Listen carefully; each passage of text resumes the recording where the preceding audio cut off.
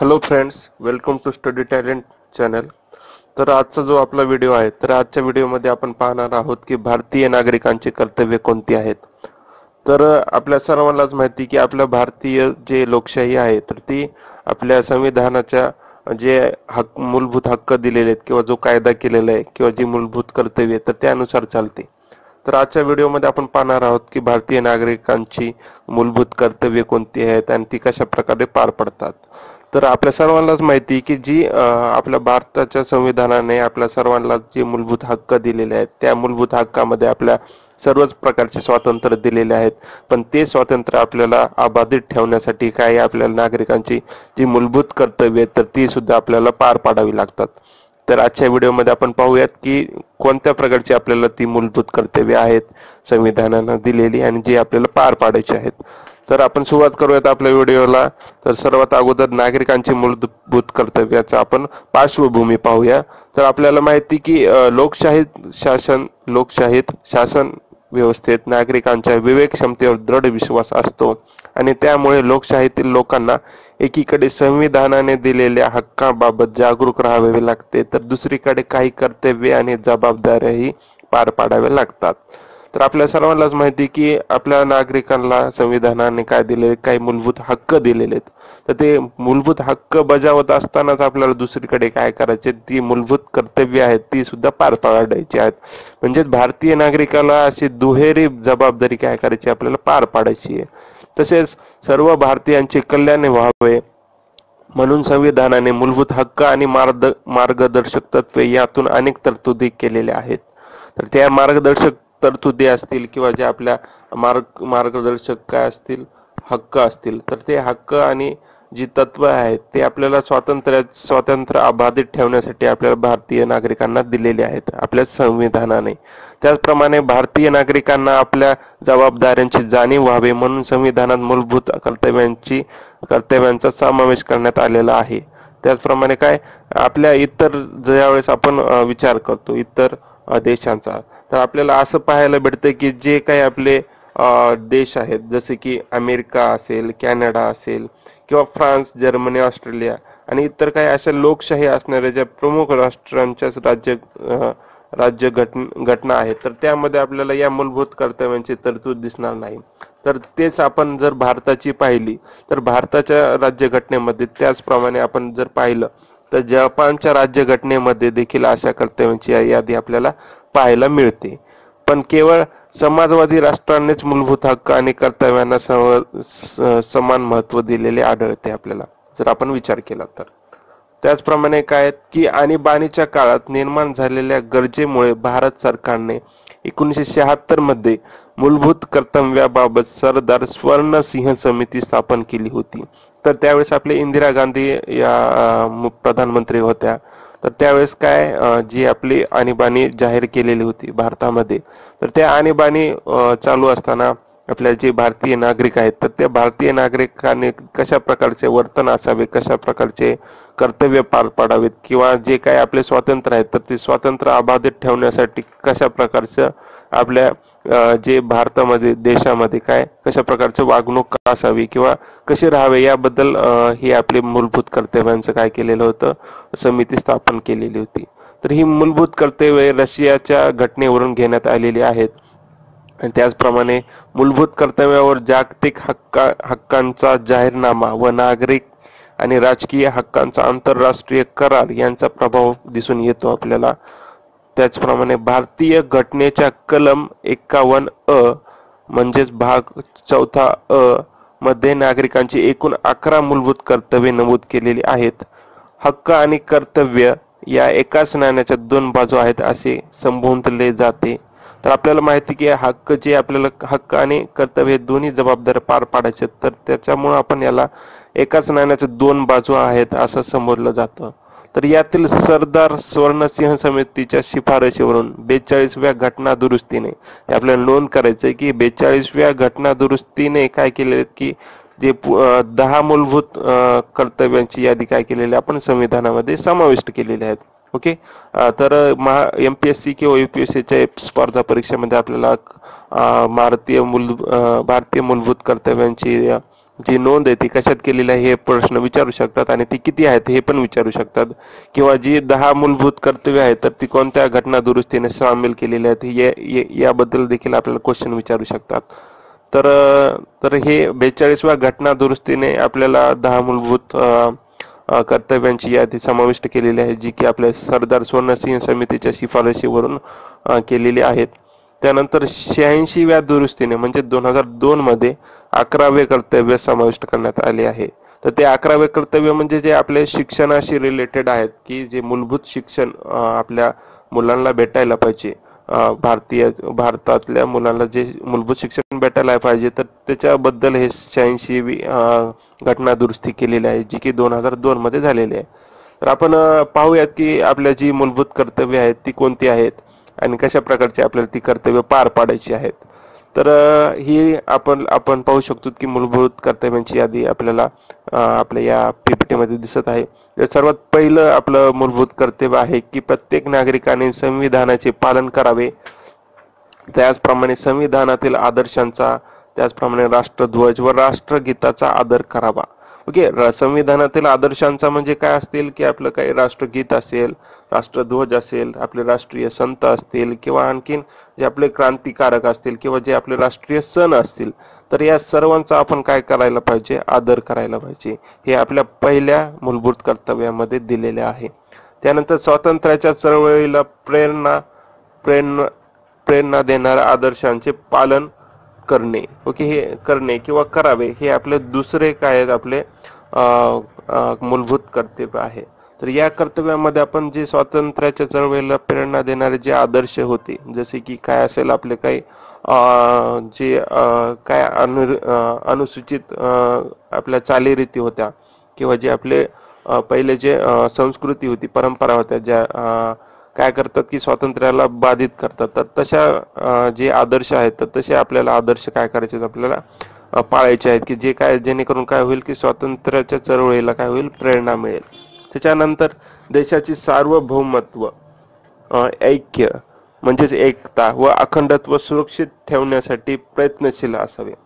तर तिसऱ्या जे आपलं कर्तव्य आहे तर त्या मूलभूत कर्तव्यामध्ये सांगितलेलं आहे की प्रत्येक नागरिकानं सार्वभौमत्व, ओके, त्याच्यानंतर एकता आणि अखंडत्व सुरक्षित ठेवण्यासाठी काय करायला पाहिजे, सतत प्रयत्नशील राहायला पाहिजे. म्हणजे त्याने सतत आपल्या जे भारताचं जे एकता आहे किंवा अखंडत्व आहे तर त्यासाठी प्रयत्न करायला पाहिजेत.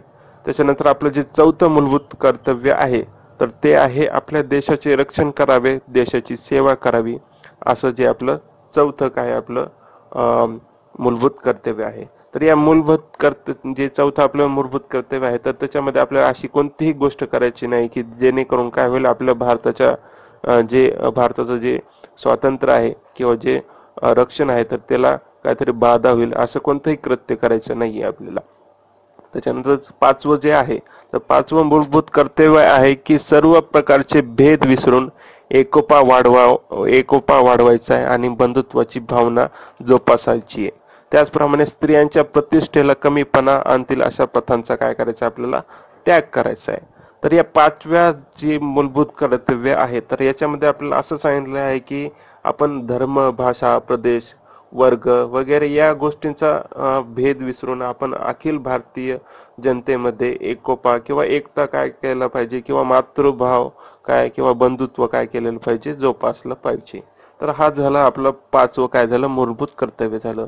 त्याच्यानंतर आपलं जे सहावं मूलभूत कर्तव्य आहे ते म्हणजे आपल्या संमिश्र संस्कृतीच्या वारशाचे जतन करायला पाहिजे किंवा करावे. तर या सहाव्या जे आपलं मूलभूत कर्तव्य आहे तर याच्यामध्ये असं सांगितलं असेल की जे आपल्या चालीरीती किंवा जे परंपरा चालत आलेल्या आहेत पूर्वीच्या काळापासून किंवा जी आपली संस्कृती आहे, भारतीय संस्कृती, जसे की आपण काय म्हणतो की जे आपले पाहुणे आहेत ते काय असे देवाचे स्वरूप असतात. Okay, guest is our god. Okay, हे आपल्या भारताचं काय संस्कृती आहे. तर अशा प्रकारच्या ज्या संस्कृती आहेत तर त्या संस्कृतीचं आपण काय करायला पाहिजे, जतन करायला पाहिजे किंवा जे संस्कृतीच्या वारशाचे जतन करायला पाहिजे. म्हणजे आपली जी संस्कृती काय आहे, वारसा म्हणजे काय की सपोज काय असेल, स्टॅच्यू असेल किंवा काहीतरी इमारत असेल पूर्वीच्या काळाची, जी काय करते संस्कृती आपली दाखवते, जसे की आपला अशोक स्तंभ आहे, तर तशा वारशांची काय करायला पाहिजे, आपण जतन करायला पाहिजे. त्याचप्रमाणे जे आपलं 7वं मूलभूत कर्तव्य आहे ते म्हणजे आपलं नैसर्गिक पर्यावरणाचे जतन करावे. त्याचप्रमाणे सजीव प्राण्यांबद्दल दयाबुद्धी बाळगावी. तर हे आपले जे 7वं मूलभूत कर्तव्य आहे. तर या मूलभूत कर्तव्यामध्ये आपल्याला अरण्य असतील, सरोवरे असतील, नद्या असतील व अन्य जीवसृष्टी असेल, यासह सर्व नैसर्गिक पर्यावरणाचे आपल्याला काय करायचे, रक्षण करायचे. तर त्याचप्रमाणे प्राण्यांबाबत भूतदया बाळगायची आहे. तर अशा प्रकारचं आपलं जे आहे तर ते 8वं मूलभूत कर्तव्य आहे. त्याच्यानंतर आहे आपलं 9वं मूलभूत कर्तव्य. तर त्यामध्ये आपल्याला सांगितलेलं आहे की सार्वजनिक संपत्तीचे रक्षण करावे किंवा हिंसेचा त्याग करावा. हा आपला काय 9वं मूलभूत कर्तव्य आहे. तर याच्यामध्ये आपल्याला सांगितलेलं की जे आपण ज्यावेळेस समाजामध्ये वावरत असतो, तर समाजामध्ये वावरत असताना आपण सार्वजनिक मालमत्तेचं जतन करायला पाहिजे. तर त्याच्याबद्दल काळजी घ्यायला पाहिजे किंवा हिंसेचा त्याग करायला पाहिजे. की जसं की आजकाल जे आपले दंगे होतात, तर दंग्यामध्ये असताल किंवा आपण सहज आपण रस्त्याने जात असताना जे आपण सार्वजनिक मालमत्ता असते, जसं की आपली बस आहे, रेल्वे आहेत किंवा आणखीन काय मंदिरे असतील किंवा आणखीन सार्वजनिक ठिकाणे असतील, बाग असेल, परिसर असेल, तर अशा ठिकाणी आपल्याला आपली त्या जी सार्वजनिक मालमत्ता आहे तर त्याचं जतन करायचं आहे. की जसे की काही लोक काय करतात, तिथे घाण करतात किंवा असं वेगळं वागतात, म्हणजे जेणेकरून काय होणार नाही की मालमत्तेला, आपल्या सार्वजनिक मालमत्तेला इजा पोहोचणार नाही. तर अशा प्रकारचं आपलं 9वं काय आपलं मूलभूत कर्तव्य आहे. त्याचप्रमाणे जो 10वं मूलभूत कर्तव्य आहे ते म्हणजे देशाची उत्तरोत्तर प्रगती होण्यासाठी व्यक्तिगत व सामूहिक कार्यात उच्चत्वाची पातळी गाठण्याचा प्रयत्न करावा. तर हे 10व्या जे आपलं मूलभूत कर्तव्य आहे, तर ह्या 10व्या मूलभूत कर्तव्यामध्ये आपल्याला असे सांगितले आहे की आपले राष्ट्र सतत उपक्रम व सिद्धी यांच्या चढत्या श्रेणी गाठत जाईल. अशा प्रकारचं आपल्याला सर्व व्यक्तिगत व सामुदायिक कार्यक्षेत्रामध्ये काय आपल्याला काय करायचे, कार्य करायचे, जेणेकरून काय होईल की आपल्या भारताची पात्रता किंवा जी आपली भारताची पातळी आहे तर ते काय उंचावेल किंवा जे आपलं भारताचं गौरव आहे तर ते भारताचं गौरव काय होईल, उंचावेल. तर अशा प्रकारचं आपल्याला काय करायचे, काय करत राहायचे, प्रयत्न करत राहायचे. त्याच्यानंतर जे आपलं 11वं मूलभूत कर्तव्य आहे की जे आपण पाहिलं की 2002च्या घटना दुरुस्तीने आपण तयार केलेलं होतं. तर त्या मूलभूत कर्तव्यामध्ये आपल्याला असे सांगितले आहे की 6 ते 14 वयोगटातील आपल्या पालकांनी शिक्षणाच्या संधी उपलब्ध करून द्यायला पाहिजेत किंवा द्याव्यात. तर हे आपलं 11वं मूलभूत कर्तव्य आहेत. तर अशा प्रकारचे आपल्याला एकूण 11 मूलभूत कर्तव्यांची यादी आपल्याला संविधानामध्ये समाविष्ट केलेली पाहायला मिळते. तर त्यानंतर पाहूयात की आपले जे मूलभूत कर्तव्य आहे तर मूलभूत कर्तव्यांचे संरक्षण कशा प्रकारे होते किंवा कशा प्रकारचे संरक्षण आपल्याला करायला पाहिजे, किंवा जे संविधान आहे तर संविधानामध्ये अशा काय तरतुदी केलेल्या आहेत की जेणेकरून काय होणार आहे, आपल्या मूलभूत कर्तव्यांचे काय होणार आहे, संरक्षण होणार आहे. तर काही मूलभूत कर्तव्यांच्या अंमलबजावणीसाठी काही कायदेशीर तरतुदी केल्या गेलेल्या आहेत. आपल्याला संविधानामध्ये अशा मूलभूत तरतुदी, कायदेशीर तरतुदी पाहायला मिळतात. जसे की पहिला आहे राष्ट्रीय सन्मान कायदा 1971चा आहे.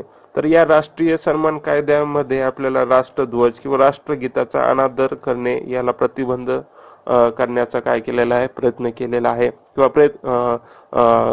हे काय केलेलं, प्रतिबंध केलेला आहे.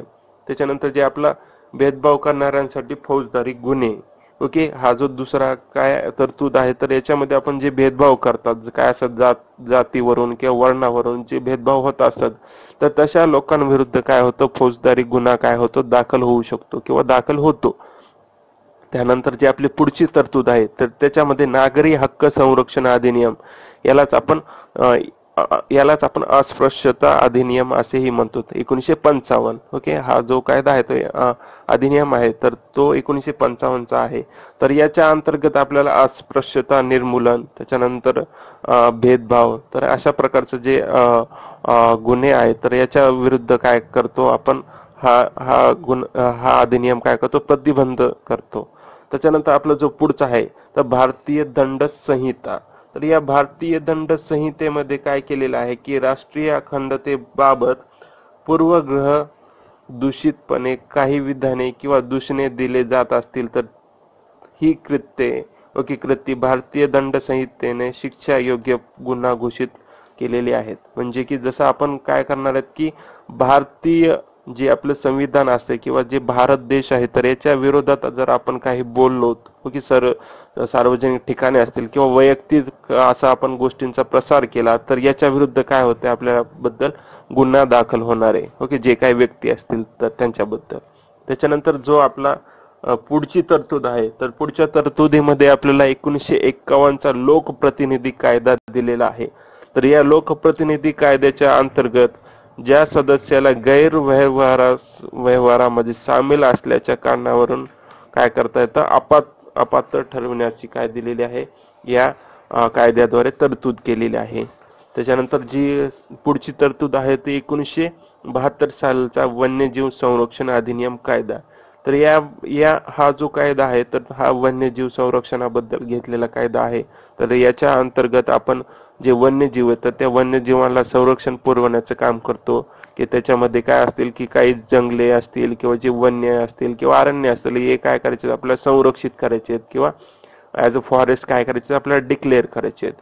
त्याच्यानंतर जो पुढचा आहे तो म्हणजे 1980 सालचा वन संवर्धन अधिनियम कायदा. तर याच्या अंतर्गत काय करणार आहेत की आपण सरसकट होणाऱ्या सर्व जंगल तोडीवर काय करायचं आपल्याला नियंत्रण ठेवण्याचा कार्यक्रम किंवा जे प्रयत्न आपल्याला या अधिनियमाद्वारे काय करायला भेटतील पाहायला भेटतील. ओके, तर अशा प्रकारचे इतरही काही मूलभूत कर्तव्यासाठी संरक्षणासाठी काही कायदेशीर तरतुदी आपल्याला संविधानामध्ये दिलेली आहेत. तर आता पाहूयात की आपलं जे कर्तव्य आहे तर त्याच्याबद्दल जे आक्षेप उठलेला आहे किंवा आक्षेप आहेत तर ते कोणत्या स्वरूपाचे आक्षेप आहेत तर ते आपण या आता पाहूयात. तर ही जी आपल्या कर्तव्यांची यादी आहेत तर ही यादी पुरेशी समावेशक नाही असे म्हणले जाते. कारण की काही कर्तव्य या यादीत समाविष्ट नाहीत, जसे की कर देणे असतील किंवा राष्ट्रीय कार्यक्रम राबवणे जसे की स्वच्छ भारत अभियान असेल, कुटुंब नियोजन असेल किंवा मतदान करणे. तर अशा प्रकारची जी सर्वसमावेशक जी कर्तव्य आहेत तर ती या कर्तव्य यादीमध्ये समाविष्ट नाहीत. तर त्याच्यामुळे आपण ही पुरेशी नाहीये असं गृहीत धरलं जातं. त्याचप्रमाणे जे आपलं कर्तव्य पालनाच्या मोजपट्ट्या नसल्यामुळे कोण कितपत पालन करतो हे समजणे असंभव आहे. की जे आपण 11 काय दिलेले आहेत कर्तव्य दिलेले आहेत तर त्या कर्तव्य कशा प्रकारची काय करायची पार पाडायची आहे तर त्याच्याबद्दल कोणत्याही प्रकारची मोजपट्टी दिलेली नाहीये किंवा त्याचं मापन कसं करायचं हे देखील दिलेलं नाहीये. तर त्याच्यामुळं याचं जे मापन आहे तर ते आपल्याला समजणं काय होणार आहे असंभव होणार आहे. त्याचप्रमाणे जो पुढचा आक्षेप घेतलेला आहे या कर्तव्याबाबत तो म्हणजे संमिश्र संस्कृतीच्या वारशाचे मोल, त्याचप्रमाणे मानवतावाद व शोधबुद्धी वगैरेचा अर्थ जो तो आपापल्या सोयीने काढू शकेल.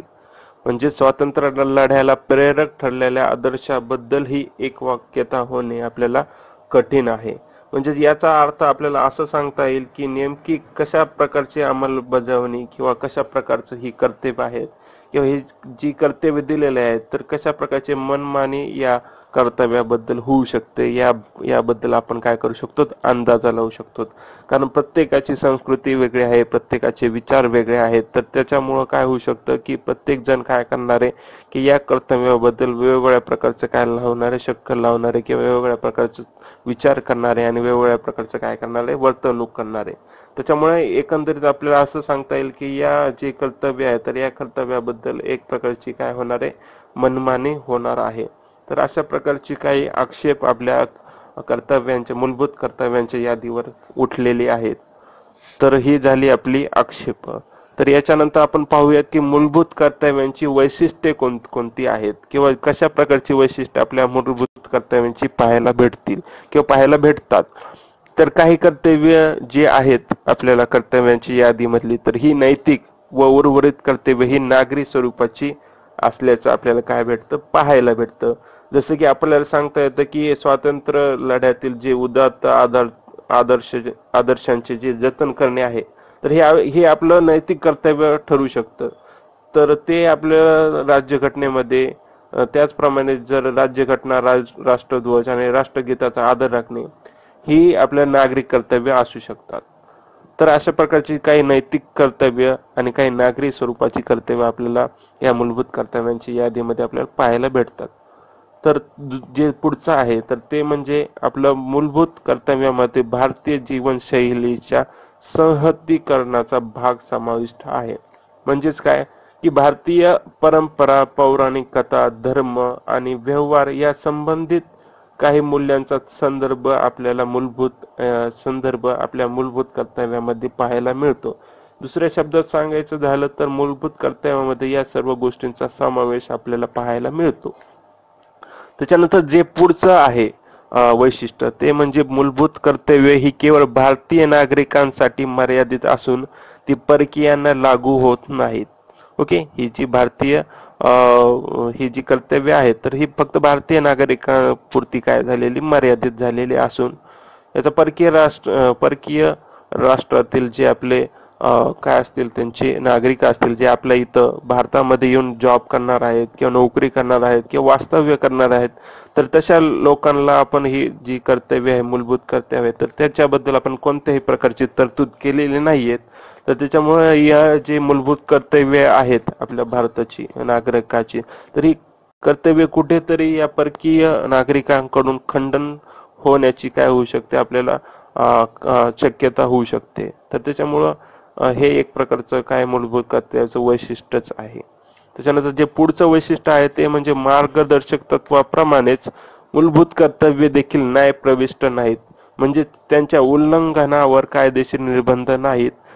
त्याच्यामुळे काय होणार आहे की ही जी कर्तव्य आहेत तर ती कर्तव्य एखाद्या वेळेस काय होणार आहेत की बाधित झाली किंवा त्याचं व्यवस्थित पणे लागूकरण झालं नाही किंवा त्याचे उल्लंघन झाले तर त्याच्यावर कसल्याच प्रकारची कारवाई होणार नाही आणि त्याच्यामुळे तो नागरिक किंवा जो व्यक्ती आहे तर तो काय होऊ शकतो, या गोष्टीवरून बचाव होऊ शकतो. तर अशा गोष्टी ज्या आहेत तर याच्यावर काय ते निर्बंध पाहिजे होते किंवा निर्बंध ठेवायला पाहिजे अशी तरतूद केलेली होती. अशा मागण्या पण समितीमध्ये केलेल्या होत्या, पण ते निर्बंध कसल्याही प्रकारचे आपण ह्याच्यामध्ये ठेवलेले नाहीत. कारण असे जर निर्बंध ठेवले जातील तर ते व्यक्ती स्वातंत्र्यावर गदा आणू शकतात.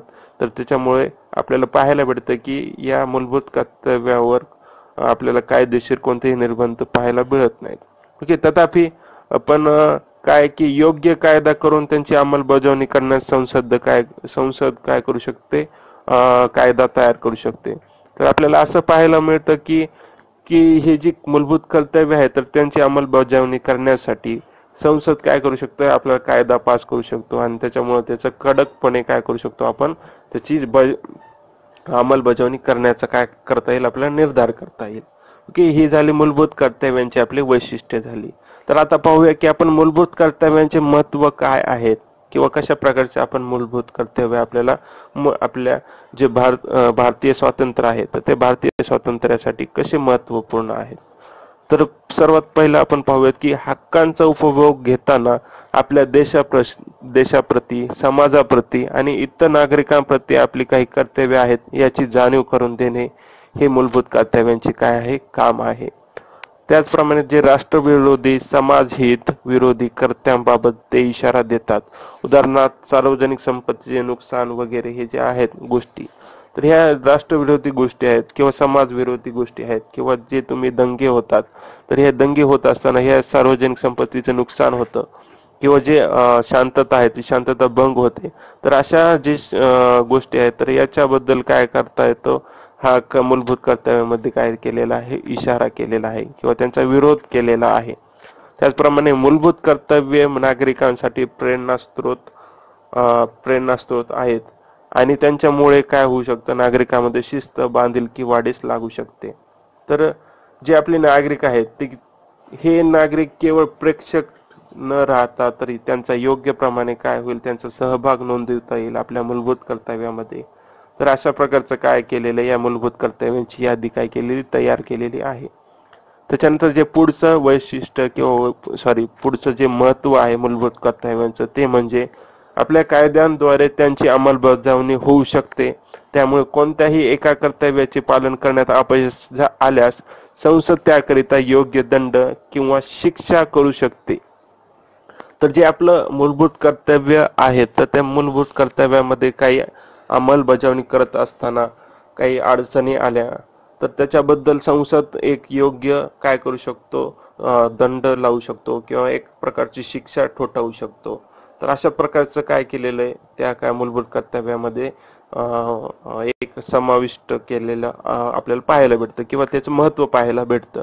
तर जसे की आपण पाहू शकतो की जे आता जे नरेंद्र मोदी आपले जे पंतप्रधान आहेत तर त्यांनी जे स्वच्छता अभियान आता चालू केलेलं आहे तर त्याच्यामध्ये असं पाहायला भेटतं की काही ठिकाणी लोक जाणून बुजून अस्वच्छता फैलवितात किंवा प्रदूषणासाठी जे प्रदूषण होत असतं जे नागरिकांद्वारे तर जे हे जे प्रदूषण होणार आहे तर ते प्रदूषण टाळण्यासाठी किंवा अशा प्रकारचे कृत्य कमी होण्यासाठी आपल्या जे नगरपालिका असतील किंवा ग्रामपंचायत असतील तर त्यांनी काही प्रकारचे दंड ठोठावलेले आहेत. म्हणजे की जसे की सार्वजनिक ठिकाणी घाण केली तर 500 रुपये दंड किंवा उघड्यावर शौचास गेल्याच्या नंतर 500 रुपये दंड किंवा आणखीन काही रक्कम असेल तर अशा प्रकारची रक्कम असेल किंवा काही काही दिवसाचा कारावास असेल किंवा काही प्रकारची शिक्षा असेल तर अशी प्रकारची शिक्षा संसदेला काय करता येतात, तयार करता येतात.